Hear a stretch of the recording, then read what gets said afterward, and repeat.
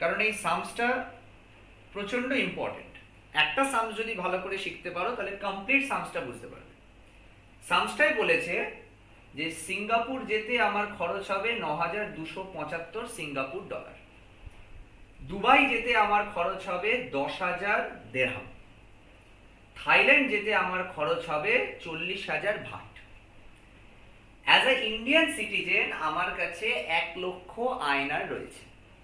আমি 1,00,000 আইএনআরকে ইউজ করে কোন দেশে আমি বেড়াতে যেতে পারবো, এটা আমার একটা হলিডে ট্রিপ। আমি হলিডে ট্রিপ করতে যাওয়ার আগে একটা প্ল্যানিং করছি। তার করসপন্ডিং আমার কাছে তিনটে রেট দিয়ে দিয়েছে, আইএনআর বাই এসডিজি, ইন্ডিয়ান কারেন্সির সাথে সিঙ্গাপুর ডলারের ডাইরেক্ট কোট, ইন্ডিয়ান কারেন্সির সাথে দেরহামের ডাইরেক্ট কোট, আর ভাটের সাথে আইএনআর এর ইনডাইরেক্ট কোট। এবার আমি বললাম আমি দুভাবে করতে পারি। Way one, 9,275 Singapore dollar purchase করতে গেলে আমার কত আইএনআর লাগবে। যদি দেখি 9,275 সিঙ্গাপুর ডলার পারচেস করতে গেলে আমার মোর দেন 1 লাখ আইএনআর লাগবে, তাহলে আমি কমেন্ট করব যে এই দেশটা আমার সাধ্যের মধ্যে নেই।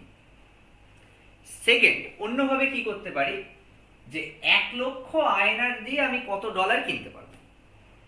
কারণ আমাকে এখানে অঙ্কে কিন্তু বলেনি যে আমি 3টে দেশ ঘুরতে পারবো কিনা, বা 2টো দেশ ঘুরতে পারবো কিনা, বা 3টে দেশ ঘোরার পরে আমার কোনো সেভিংস হবে কিনা। আমাকে জাস্ট এটাই বলেছে যে আমি যে কোনো একটা দেশ, কোন দেশটা আমি ঘুরতে পারবো, আমার বাজেট 1,00,000 টাকা। তাহলে আমি দেখবো 1,00,000 টাকা দিয়ে আমি কতগুলো সিঙ্গাপুর ডলার কিনতে পারি। যদি আমি দেখি যে 1,00,000 ডলার, 1,00,000 আইএনআর দিয়ে আমি 9,275 এর বেশি সিঙ্গাপুর ডলার কিনতে পারছি, তাহলে আমি অ্যান্সারে বলবো যে আমি সিঙ্গাপুর যাব। আর যদি আমি বলি যে আমি 1,00,000 ইন্ডিয়ান রুপি দিয়ে আমি 9,275 এর কম সিঙ্গাপুর ডলার কিনতে পারছি, তাহলে আমি সিঙ্গাপুর যেতে পারবো না। তাহলে দুটো ভাবে আমি করতে পারি। আমি সব সময় ডাইরেক্ট কোড ধরে করার বিশ্বাসী, এটা আমার স্টাইল, যে আমি ডাইরেক্ট কোড ধরে অঙ্ক করব। কেউ ইনডাইরেক্ট কোড ধরে অঙ্ক করতে পারো, তাতে আমার কোনো অসুবিধা নেই। অ্যান্সার মিললেই হলো, অ্যান্সার ঠিক হলেই তুমি ফুল মার্কস পাবে। তাহলে আমি যদি প্রথম কোডটাকে নিই, প্রথম কোডটাকে নিলে আমার কাছে এরকম একটা কোড চলে আসবে যে 1 SDG 38.456 INR, this is bid rate. 1 SDG 38.492 INR ask rate. Bid মানে বাইং রেট বা পারচেজিং রেট, আস্ক রেট মানে সেলিং রেট, যেটাতে আমরা বিক্রি করব, বাট রেটটা কার ভিউতে, সেলারের ভিউতে। এবার খুব ভালো করে ভাবো, এটা আমি ইন্ডিয়ান সিটিজেন, আমি একটা দোকানে গেছি, যে দোকানে থেকে আমি জিনিসটা কিনি। তা অ্যাজ আ ইন্ডিয়ান সিটিজেন আমি দোকানদারকে কি দেব, আমি দোকানদারকে আইএনআর দেব। এটা ভালো করে যেন মাথায় ক্লিয়ার থাকে, কারণ এটা ছাড়া আমি কিছু দিতে পারবো না। আমি ইন্ডিয়ান সিটিজেন, আইএনআর ছাড়া আমি ভাই কিচ্ছু দিতে পারবো না, আমাকে আইএনআরই দিতে হবে। তাহলে আমি দোকানে গিয়ে আইএনআর দেব। আর আমি কি কিনবো, আমি কিনবো সিঙ্গাপুর ডলার। আমি 1,00,000 আইএনআর দিতে পারবো, আমি 1,00,000 আইএনআর দোকানে দিতে পারবো। এটা স্টোর বা শপ। আমি শপে 1,00,000 আইএনআর দেব, আর ওরা আমাকে সিঙ্গাপুর ডলার দেবে। কত দেবে জানি না। তাহলে ওরা যদি আমাকে সিঙ্গাপুর ডলার দেয়, তাহলে অ্যাকচুয়ালি ওরা সিঙ্গাপুর ডলার কিনছে না বেচছে, ওরা সিঙ্গাপুর ডলার বিক্রি করছে। কারণ কেন এই কনসেপ্টটায় আমি আসছি, কারণ আমার কিন্তু এখানে আক্স রেটটা নেব না বিড রেটটা নেব, সেটা আমার কোশ্চেন। এবার তুমি বলতে পারো যে স্যার এখানে আমরা কি সিঙ্গাপুর ডলার কেনা বেচা করছি, না এখানে আমরা আইএনআর কেনা বেচা করছি। আমি খুব সিম্পল একটা এক্সাম্পল দিচ্ছি। ধরো এটা চিকেন শপ। তাই চিকেন শপে আমরা যখন চিকেন কিনতে যাই, তখন এই ইকুয়াল সাইনের বাঁদিকে কি থাকে, ইকুয়াল সাইনের বাঁদিকে থাকে চিকেন, আর ডান দিকে থাকে আইএনআর। 1 কিলো চিকেন 300 টাকা, 1 কিলো চিকেন গোটা 150 টাকা, এরকম বিজয় থাকে।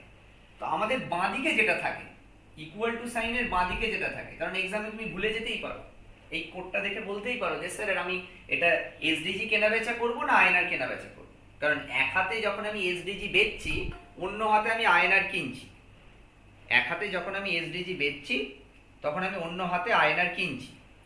তাহলে কনসেপ্টটা হচ্ছে আমি এখানে কোনটা বেচছি কোনটা কিনছি, সব সময় ইকুয়াল টু সাইনের বাঁদিকে যেটা থাকবে। যদি এক্সামে ভুলে যাও তাহলে চিকেন শপের কথা ভাববে, চিকেন শপে চিকেনটা বাঁদিকে থাকে, চিকেনটা বাঁদিকে থাকে বলেই আমরা চিকেনটাকে কিনি। যে কোনো কিছু আমরা যদি গোল্ড শপে যাই গোল্ডটা বাঁদিকে থাকে, ডান দিকে রেটটা থাকে। তার মানে অ্যাকচুয়ালি আমরা এখানে কিনছি এসডিজি বা বেচছি এসডিজি। তা শপ আমাকে কি দিয়ে দিচ্ছে, আমাকে সিঙ্গাপুর ডলার দিয়ে দিচ্ছে। তা শপ যখন আমাকে সিঙ্গাপুর ডলার দিয়ে দিচ্ছে দ্যাট মিনস শপ আমাকে সিঙ্গাপুর ডলার বিক্রি করছে। তা শপ যদি আমাকে সিঙ্গাপুর ডলার বিক্রি করে তাহলে শপের রেসপেক্টে আর্কস রেট উইল বি অ্যাপ্লিকেবল। এই অবধি যে বুঝে যাবে সে সব কটা সামস পারবে, তার কোনো সামস আটকাবে না, তাহলে আমার কাছে আর্কস রেট অ্যাপ্লিকেবল। ব্যাস ফাইন।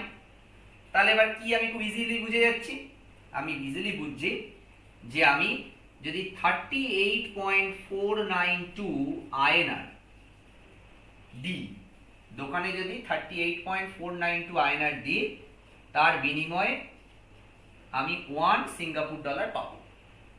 তাহলে এক আয়নার যদি আমি দিই simple unitary method 38.492 Singapore dollar পাবো। আর আমি যদি 1 লক্ষ আয়নার দিই, আমি সবসময় বলেছি আমি ডাইরেক্ট কোড ধরে করি, তুমি ইনডাইরেক্ট কোড ধরে করতে পারো, বাট আমাকে সেটা বলবে না, তুমি তোমার মতন করো, এক্সামে ঠিক হলে তুমি ফুল মার্কস পাবে। 1 লাখ আয়নার যদি আমি দিই তাহলে আমি 1 lakh divided by 38.492 Singapore dollar পাবো। তাহলে আমরা ক্যালকুলেটরে করে দেখি যে 1 লাখ ডিভাইডেড বাই 38.492 যদি আমরা করি তাহলে আমার অ্যান্সারটা আসবে 2597.94 SGD। কি দুঃখের বিষয় যে একজন ভারতীয় হয়ে আমি যদি 1 লক্ষ টাকা দিয়ে দিই তারপরেও আমি যদি 1 লক্ষ টাকা দিয়ে দিই তারপরে আমি মাত্র 2597.94 সিঙ্গাপুর ডলার পাবো। খুব ভালো করে দেখো, সিঙ্গাপুর ঘুরতে আমার দরকার 9275 9275 ডলার, সেখানে 1 লক্ষ টাকার বিনিময়ে 1 লক্ষ টাকার এগেনস্টে আমি পাচ্ছি 2597.94। দ্যাট মিনস ছেড়ে দাও, এই পুজোতে আর সিঙ্গাপুর যাওয়া হলো না, লিমিট। দেখি কপালে দুবাই লেখা আছে কিনা। সেম ভাবে আমরা দেখি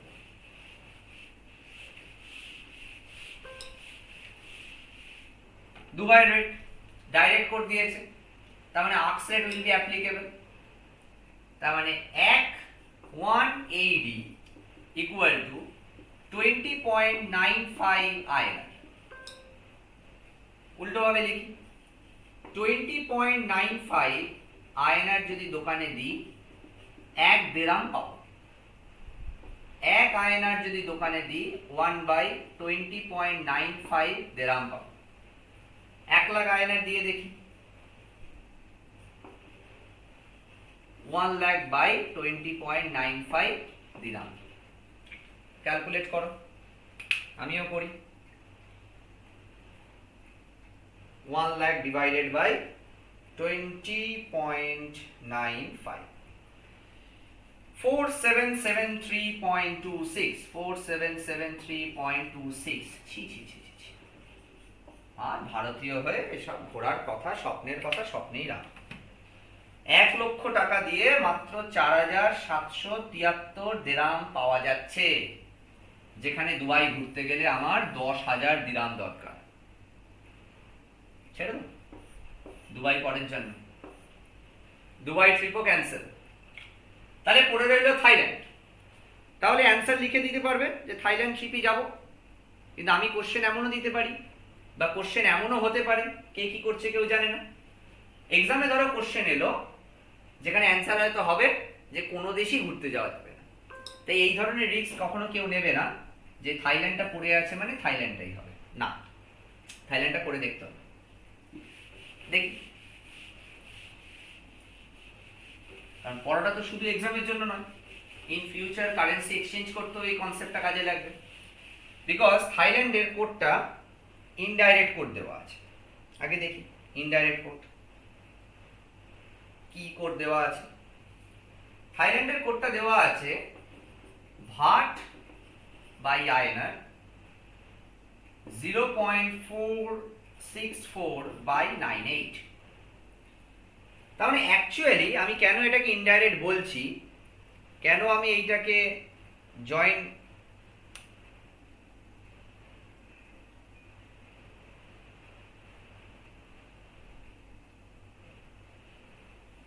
ক্লাসটা 9:30 থেকে এখন 10টা 1 বাজে, আমার মনে হয় না জয়েন করার দরকার আছে।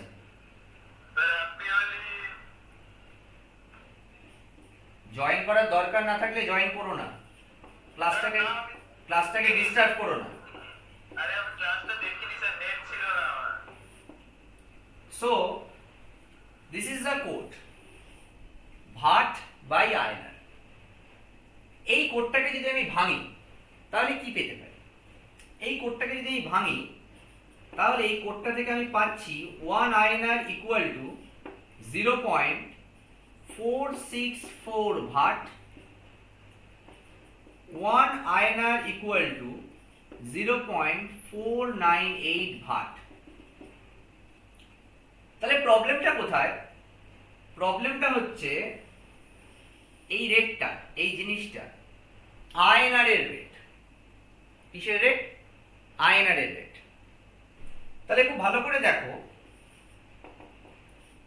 আমি অ্যাজ এ ইন্ডিয়ান সিটিজেন যদি আমি শপে যাই তাহলে আমি আয়নার দেব 1 লাখ, ও আমাকে ভাট দেবে। আমি আয়নার দেব, ও আমাকে ভাট দেবে। তাহলে হিসেব মতন আমার এই কোডটা ইনডাইরেক্ট কোড। তাহলে আমার কাছে দুটো অপশন, আমি এটাকে ডাইরেক্ট কোডে কনভার্ট করতে পারি, আমি এটাকে ডাইরেক্ট কোডে নিয়ে যাব। ডাইরেক্ট কোড মানে ডাইরেক্ট কোডের বিড ইকুয়াল টু ইনডাইরেক্ট কোডের 1/ask, ডাইরেক্ট কোডের ask মানে ইনডাইরেক্ট কোডের 1/bid, যার রেসিপ্রোকাল 1/ হবে। দিয়ে আমি আবার আগের দুটোর যেমন ask rate নিয়েছি সেরকম এটারও ask rate নিতে পারি। কিন্তু অত খাটবো কেন? অত খাটার কোনো দরকারই নেই, কনসেপ্ট অ্যাপ্লাই করব। এখানে রেটটা আয়নার বলেছি, যে লেফট হ্যান্ড সাইডে থাকে তাকে কেনাবেচা করা হয়। তার মানে এইখানে কেনাবেচা করা হচ্ছে আয়নার। তার মানে শপে যে বসে আছে সে অ্যাকচুয়ালি ইন্ডিয়ান কারেন্সি কিনছে বা ইন্ডিয়ান কারেন্সি বেচছে। তা অ্যাজ আ ইন্ডিয়ান সিটিজেন আমি তাকে অলওয়েজ আয়নারই দেব, আমি অন্য কিছু দিতে পারবো না, আমার পকেটে আয়নারই আছে। তাহলে আমি যদি তাকে আয়নার দিই তার মানে দ্যাট মিনস সে আয়নার কিনছে। So bid rate will be applicable. এখানে বিড রেটটা অ্যাপ্লিকেবল। ভালো কথা। তাহলে 1 আয়নার 0.464 ভাট পাওয়া যায়। তাহলে 1 লাখ আয়নার যদি হয় তাহলে 1 লাখ দিয়ে জাস্ট ডিভাইড করো, 46,400 ভাট পাওয়া যাবে। দুর্দান্ত। 1 লক্ষ টাকা আমি যদি দিয়ে দিই আমাকে 46,400 ভাট তার রিটার্নে পাওয়া যাবে। 1 লক্ষ আয়নার যদি আমি দিই তাহলে 46,400 ভাট পাবো। আর থাইল্যান্ড ঘুরতে আমার খরচ 40,000 ভাট। তাহলে 40,000 ভাট হচ্ছে আমার খরচ, আর আমি পাচ্ছি 46,400 ভাট। তাহলে অ্যাজ এ আমি খুব ইজিলি আমার হলিডে ট্রিপ থাইল্যান্ডে যেতে পারবো। থাইল্যান্ড আমার বাজেটের মধ্যে রয়েছে, আমি থাইল্যান্ড ঘুরতে পারবো। This is the some of your holiday trip. এই সামসটা ভীষণ ইম্পর্টেন্ট এবং এই কনসেপ্টটা ভীষণ ইম্পর্টেন্ট। ইউটিউব চ্যানেলে যে ভিডিওটা দেওয়া আছে সেই ভিডিওতে এটার একটা ডিটেল দেওয়া আছে, আমি ইন শর্ট আরেকবার বুঝিয়ে দিলাম। যাদের দরকার তারা আগের ভিডিওটাও দেখতে পারো, বা আজকের এটাও দেখতে পারো।